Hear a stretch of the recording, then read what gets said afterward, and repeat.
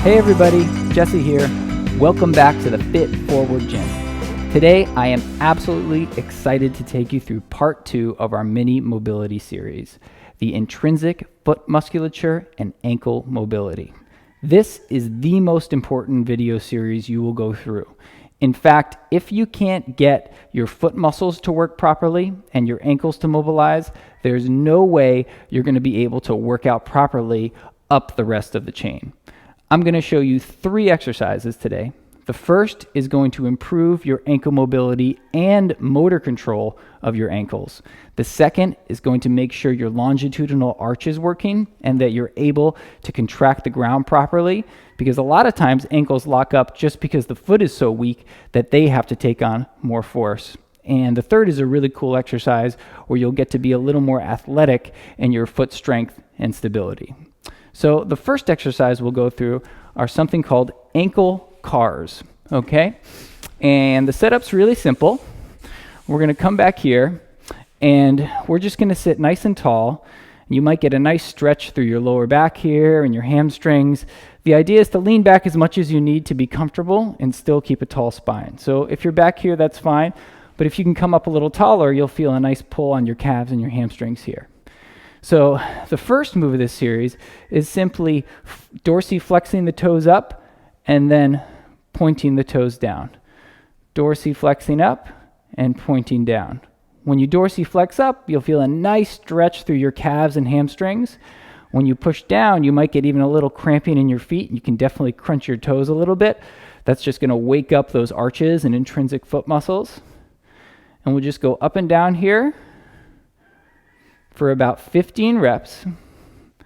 After that, we're going to do a windshield wiper or ankle inversion and eversion. Okay, so your knees are going to be nice and quiet. You're not moving those, but you're simply moving the toes inward, okay, where you're kind of hiding your pinky toe, and then you're moving the other way, which is going to be a little bit limited because we have less eversion than inversion, where you're now trying to hide your big toes and see as much of your pinky as possible. Okay, so it's going to be really tricky at first if you haven't done this, but it's going to really help your hips open up and your knees track better if you can get some better inversion and eversion. Notice my toes are pointing straight to the ceiling. They're not down here. That's because that's how we contact the ground. So we want to make sure our feet are perpendicular here. And we're just going in and out. Again, about 15 to 30 reps. You might notice one everts or inverts more than the other. That's important, and we'll talk about that another time. But right now, we're just doing bilateral work here to make it more efficient. Then the last move, you'll get on a foam roller here because this is going to relax your calves and just let you focus on the ankles. And now you're going to do these big circles, and we're going to try to add everything. We're going to go eversion, flexion, inversion, dorsiflexion. You can also do one foot at a time if it's too complicated to do both at first, but you're just trying to go through as big a range of motion as possible. You're going to notice there's a couple little spots where the brakes are hit a little bit. You might kind of find some jumping around here. That's totally fine and normal at first. Do about 10 one way, and then let's go counterclockwise. Eversion, dorsiflexion, inversion, plantar flexion. Okay, take your time with this. Try to get some control back through your central nervous system of your ankles and their different movements. Okay, once we have that motor control, we can start to work on the arch.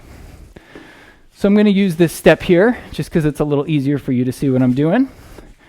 And really simple exercise, but very powerful. Has helped a lot of people if they have balance asymmetries. They wonder where it's coming from.